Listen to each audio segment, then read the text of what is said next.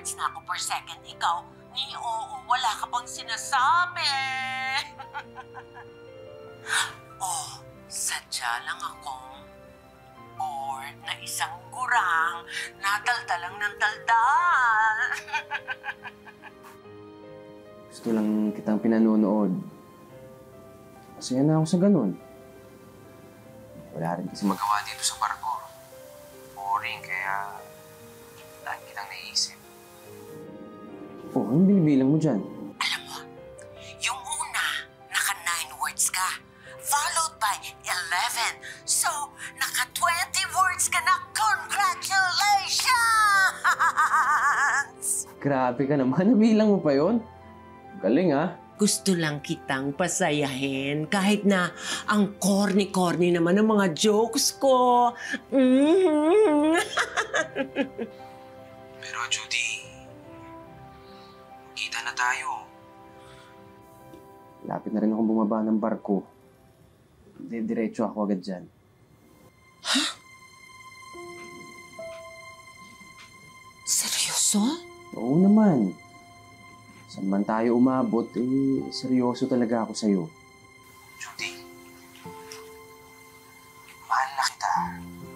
Kahit hindi pa tayo nagkikita, gusto na kitang yakapin. Ikaw mismo, yung katawan mo.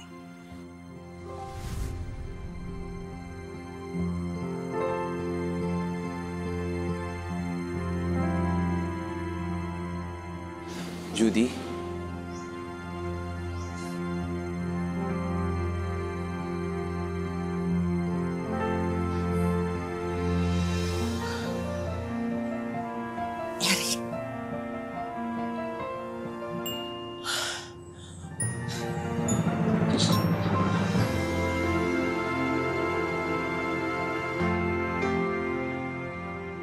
Nagkita kayo, di ba? First time.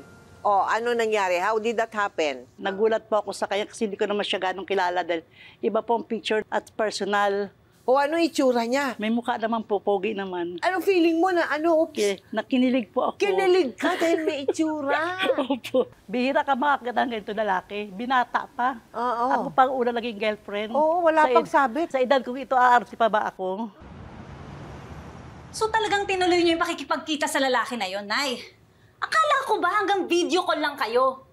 Huwag nga kayong mag-ilusyon, Nay, na in love sa'yo yung lalaki na yon. Peperahan lang kayo nun. Halos kaedad lang namin ni Koji yun. Hindi ba kayo nahihiya? Koji, ano ba? Problema ng pamilya to, oh. Puro ka cellphone. Eh, ang ingay-ingay mo kasi. Kararating ko lang kanina, talak ka ng talak sa phone, sinusumbong mo sa akin si nanay, tsaka yung lover niyang si Man. Huwag mo nga siyang awayin yan. Kung masaya siya dyan, edi go! Lulukohin nga lang siya nun. Wow! Concern lang ako kay nanay. Virgin? Dalagita si nanay? Ha? Jelay? Apat na tayong iniri niyan. 2 beses na naumpog sa love life niyan. Kerry na, kiber na. Huwag natin siyang pakialaman. Dead man ha, pabayaan natin siya. Buhay niya yan eh. Hindi bakla si nanay na pwede siyang pumatol sa iba't ibang lalaki gaya mo. Excuse me! Ano? Tungkol na sa akin to ngayon? Ha? Makapag-judge ka ng mga bakla, palibasa wala ka kasing jowa. Hindi ka ligamit, alam mo kung bakit? Ha? Masungit ka eh! Masungit ka! Talaga? Okay. Talaga, masugat! Pwede ba tumigil na kayo? Huwag kayong mag-aaway. Ikaw, Jelay, kagabi ka pa. O ano ba talaga ang gusto mong mangyari? Kumalas ako kay Eric? Ngayong may maganda na kaming nasimulan? O di itigil niyo na. Gagang to? Diktahan mo naman si nanay? Eh, paano ako nagmamahalan talaga sila, ha? Shut up! Ano ba talaga? Ha? Mag-shut up ako o umopinyon dito bilang anak?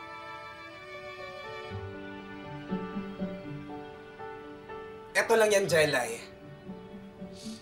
Nakikita naman natin si nanay na masaya, di ba?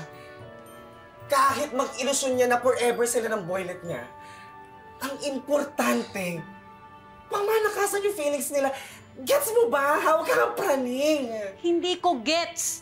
Basta ayoko, ayoko, ayoko. O, edi ayaw mo. Walk out is the key. Sumerang pala ka.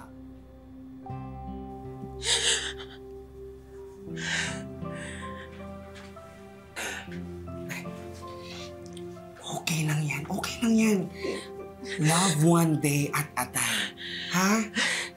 Wala naman talagang forever eh. Ang importante, i-enjoy mo lang ang pag-ibig mo. Ha?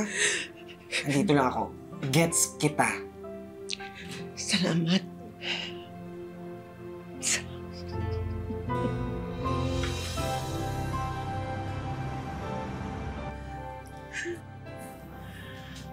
Ang ganda.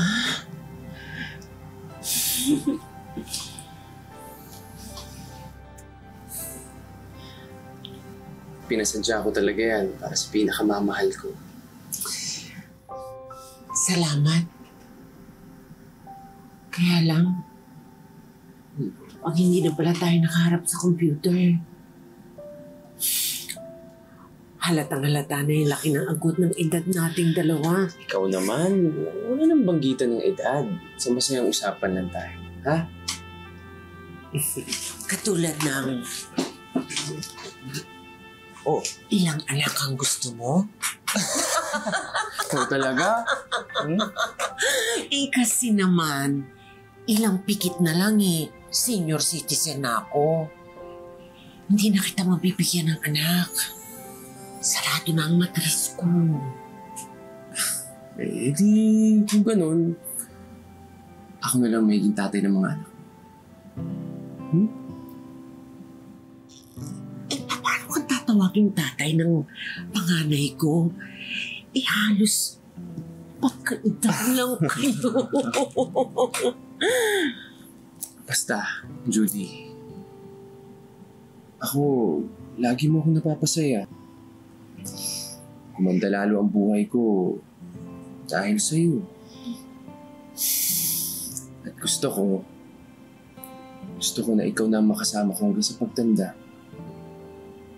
Magtanda, Oo, buhay pa kaya ako nun? talaga. Ako ba naman? Basta, Judy, I love you very, very, very, very much.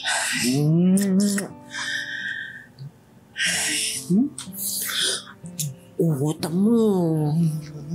Kiss mo sa akin, panlola, sa noo. Ikaw talaga. Pero, may asim ka pa rin, madam, ha? Sa kabila ng lahat, itinuloy ni na Judy at Eric ang kanilang relasyon